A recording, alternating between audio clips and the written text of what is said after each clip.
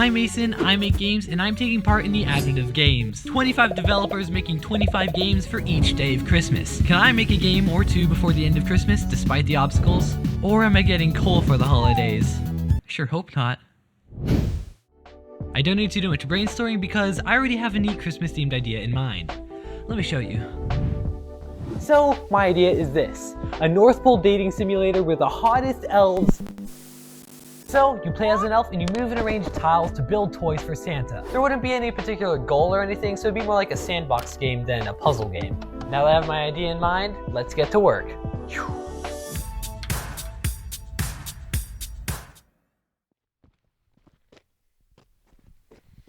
On the first day of Christmas, a game dev made for me, a present building Christmas game.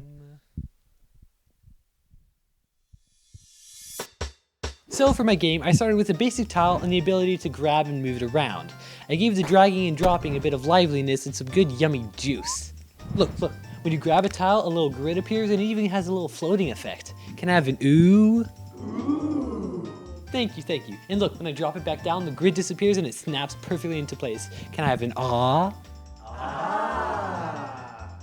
Oh, it's been a while since I felt this satisfied to just grab something and wiggle it around. Next, to give the objects a bit more feel and weight, I need to add sound effects.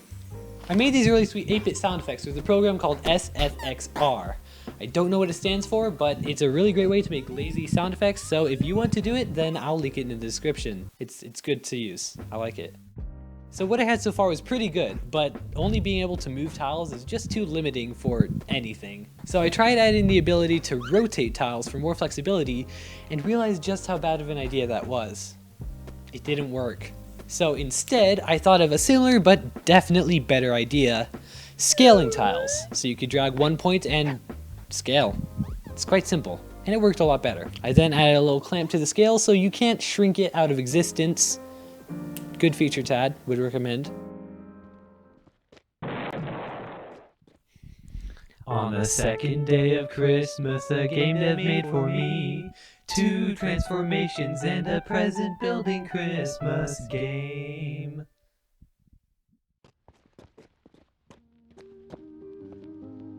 So this game is becoming pretty satisfying to play, not gonna lie, but it isn't exactly a Christmas game. It is just a game, which is boring. So we need to fix this. Since the cursor is the only way you can really interact with the game at all, I decided it would only make sense to customize it to fit better with the game. So I added 3 different states for idle, moving, and scaling.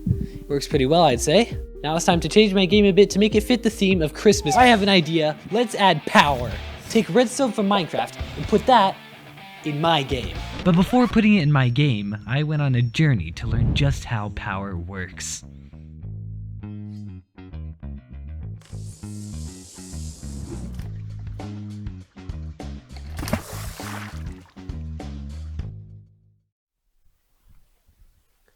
I figured out how power works.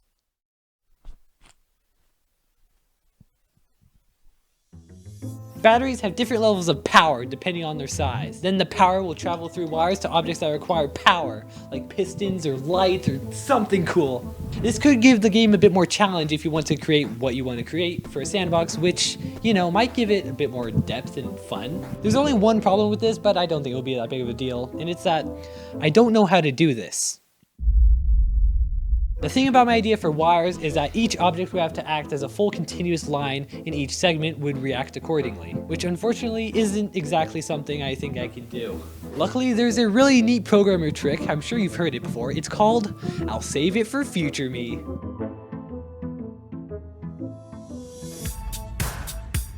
What? Come on, it was only like 3 tabs on Chrome. Now, he doesn't know this yet, but this is going to cause him a lot of trouble.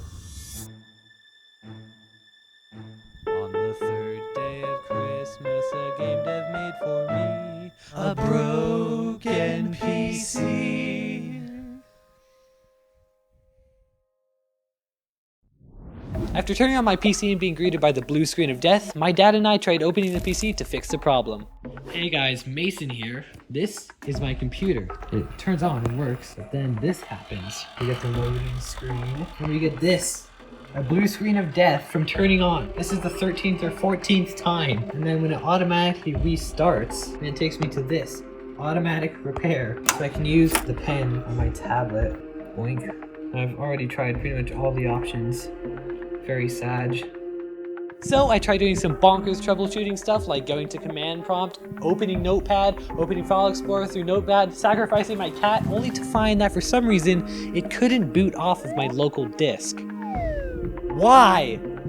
Why? So I tried unplugging my hard drives, booting Windows from an external USB, replugging my hard drives, even defragmenting my local disk, and guess how much of that worked? As I was trying to sort all this out, the host of the Game Jam announced that there may or may not be a prize for the winner of the Game Jam. So now the stakes are raised. But I don't even know if I have a chance to win. Can I fix my PC? Am I gonna be able to finish my game in time? Or was all this effort for nothing?